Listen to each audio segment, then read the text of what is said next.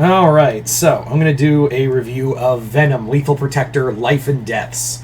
This is another comic that was sent to me by my good friend Chris. Chris, thank you once again.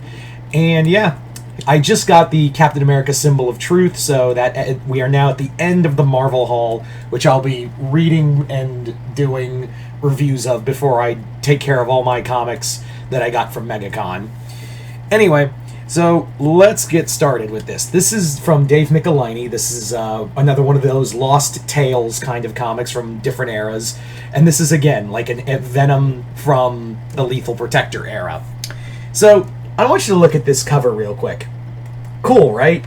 You know, Venom the Venom symbiote being pulled off of Eddie and being brought to Doctor Doom, and the comic bills itself as Venom versus Doctor Doom. Sounds like a cool idea.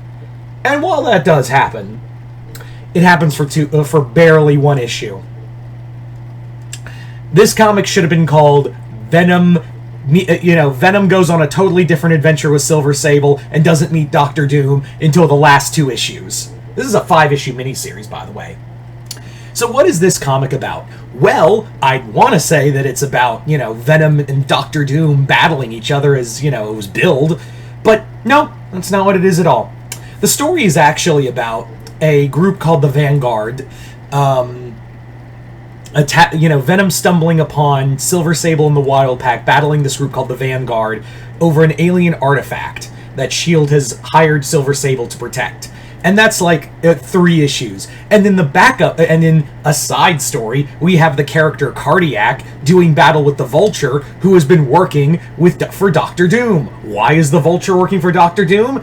Who the fuck even knows? Why is it even Cardiac? This should be called Venom and Cardiac, because yeah, it's literally for 3 of the 5 issues, 2 different stories. And how Michelinie tries to tie in the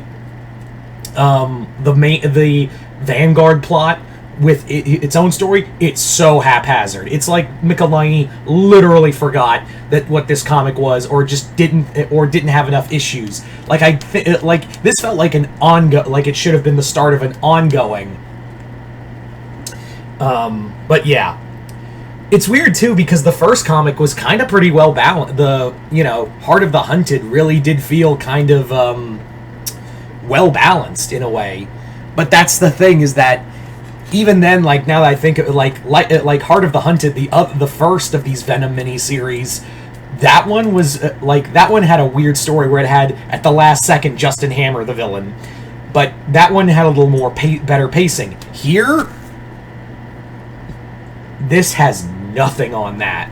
This comic feels so, the whole time I'm reading this book, I'm like, when are we getting to Doctor Doom and Venom fighting? Because it feels more like Doctor Doom's battling Cardiac than he is Venom. And even then, when it brings up the Venom story and what Doctor Doom, what Victor wants to do with Eddie, it totally changes just so we can have Venom Doom. That's really all it is that cool Funko Pop of Doctor Doom getting the Venom symbiote. I feel like that was Dave Michelinie saw that in a toy line, in a Funko Pop booth while he was at a convention and went, "Ooh, that would be cool.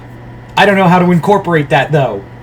When you literally the story was of Doom wanted the symbiote so he could, because he believes the symbiote's immortal, and he could use it to defeat Mephisto and get his mother's soul. That old chestnut. But that story plays so little into. I know I keep harping on it, but that's the thing, is that when you have a 5-issue miniseries, do the fucking thing you said. Do the thing you actually set out to do. The artwork is pretty good.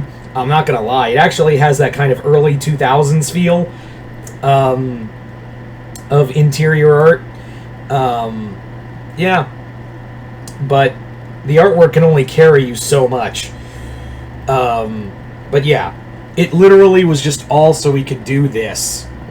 We could just do Venom Doctor Doom for only an issue and a half. Or not even that, just 1 issue. And even like how Venom beats Doctor Doom is dumb.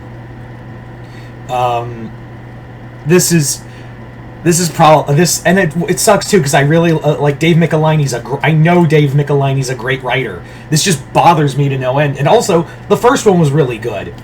So Venom Life and Deaths, don't even bother. Like, unless you like, it has a story that it feels badly stitched together. The main idea of the book doesn't happen till the last issue, and yeah. Just no. Just skip this book. But yeah, I'd like to... I know I hate shitting on these books, but Chris always tells me to be honest when I'm doing my reviews. So yeah, there's my review of Venom Life and Deaths. You guys tell me in the comments below if you've read it. Once again, I'd like to thank Chris. Other than that, hope you all enjoyed this. I'm Mr. Multiverse. I'll see you next time in the multiverse.